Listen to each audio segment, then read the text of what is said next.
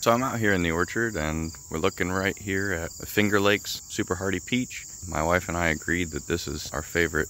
We've got several peach seedlings that we've been growing for a while. We want to go ahead and see if we can graft this variety onto those and at least make sure that we're going to have more of these in the future. It was a really bad year for peaches.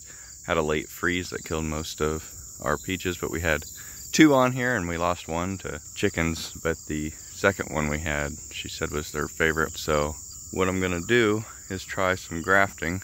It's late August, so it's a little bit late to be doing this, but this is when we'd had the fruit, so it's when I knew this is what we wanted. So what I'm looking for is some growth that I don't necessarily want in this tree that I can get to. Looks like I've got a lot of growth up in here. So yeah, I think I'm gonna go ahead and grab this guy and this guy here. So I snagged these 4, and what you want to immediately do is remove any leaves. Those will lead to this drying out. What I was looking for is new growth, where you can see these new buds. And actually, that's a new fruit bud right there. So I'm back up here in my little nursery for my peaches. All these are red leaf Indian peach seedlings that have come from mostly from these 2 trees here, and a few from a tree in the back orchard of the same variety. All these were picked up this year and then put into this bed.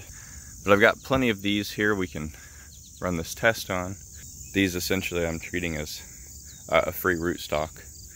I've got the cyanwood and I removed all the leaves from it. So all we've got left are these little buds. Some of them are those triple buds that would probably develop flowers and fruit.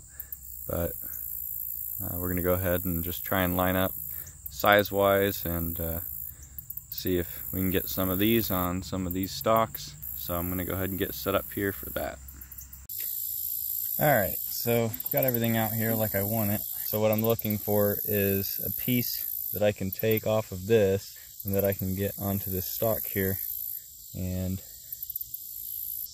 this looks like a good one right here. So we're looking for one that's small and really close to the branch itself. But what we're gonna do is go ahead and cut that. So it's a little difficult to show you, but just want to make a little cut on the bottom here, kind of rock it for better control of the knife. And I'm gonna cut in above it with that same angle.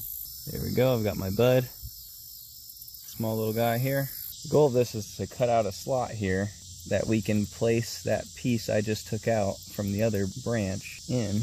But I basically want the cambium layer in here, this thin line right there that's between the bark and the wood. We really want to make sure that we line that spot up with the spot on this existing tree, because if those are both touching, then we're going to see the nutrients pass themselves between that new piece and the old. Get a nice and smooth cut. So see, we've got this spot here, and I've got this piece, and I should be able to slide it right in there. You've got good cambial contact between the 2. And now we're going to go ahead and wrap it. I'm using Parafilm M. It's a laboratory film. It is kind of like using a plastic wrap, except that it also is waxy. It'll adhere to itself. It's stretchy. The buds will actually be able to push through it. It's thin enough for that. It can be a little difficult working with small pieces like this, so just be patient with yourself. Now, because it is something that the buds can break through, that does mean you won't want to pull it too hard or you'll likely rip it, but it can handle some tugging, and you want to get this graft tight on there. So we're going to let that sit there for about 3 weeks, and it should heal over. You can already tell it doesn't really want to move out of that position. I think we got it pretty well. I'm going to go ahead and get a few more of these done and monitor the top of this one to make sure that it doesn't show any signs of dying back. I want to make sure that it stays healthy. I'll look under this one here. Still looking for buds that are fairly close here to the main piece. So next I'm going to try one of these higher buds here. Just the single bud, not the flower bud to it. I'm going to look for a good spot on this next tree over here that I can graft this into. I'm going to see if I can line this up for good cambial contact.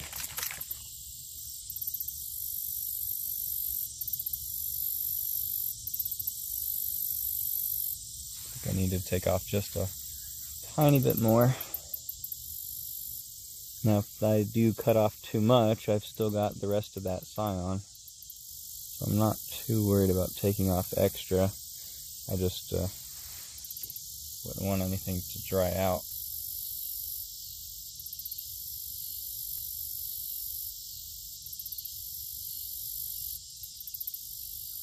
Looks like I got a pretty good fit now.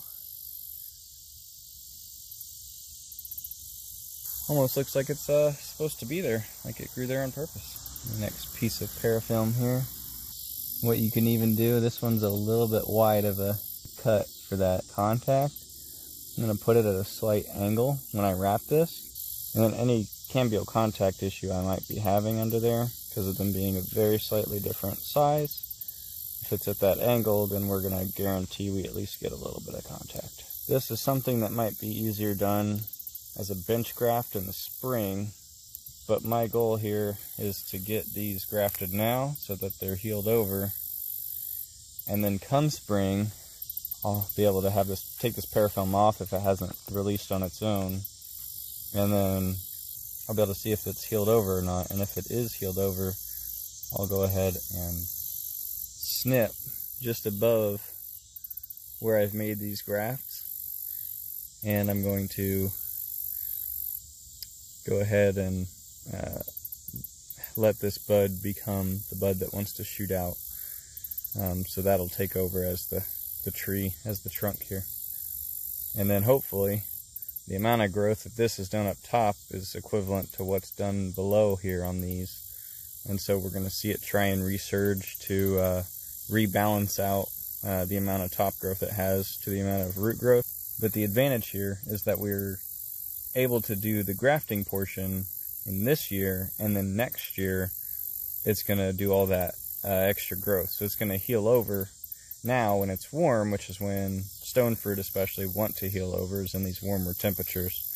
I don't have a very good success rate of grafting these in the dormant season, but we'll see how these summer grafts work. But it should be a lot better, and then you're not putting the stress of trying to actually grow a branch out of these right now either. You're just looking to get the callousing and healing of this piece of trunk, and it's near the base here, and the tree's going to see that as an issue that it needs to resolve rather quickly. Hopefully in a few weeks here we'll see these healed over, and then in the spring again we'll look at them and see how we think they're going to do. But I'll keep you updated, and we'll keep tracking that growth.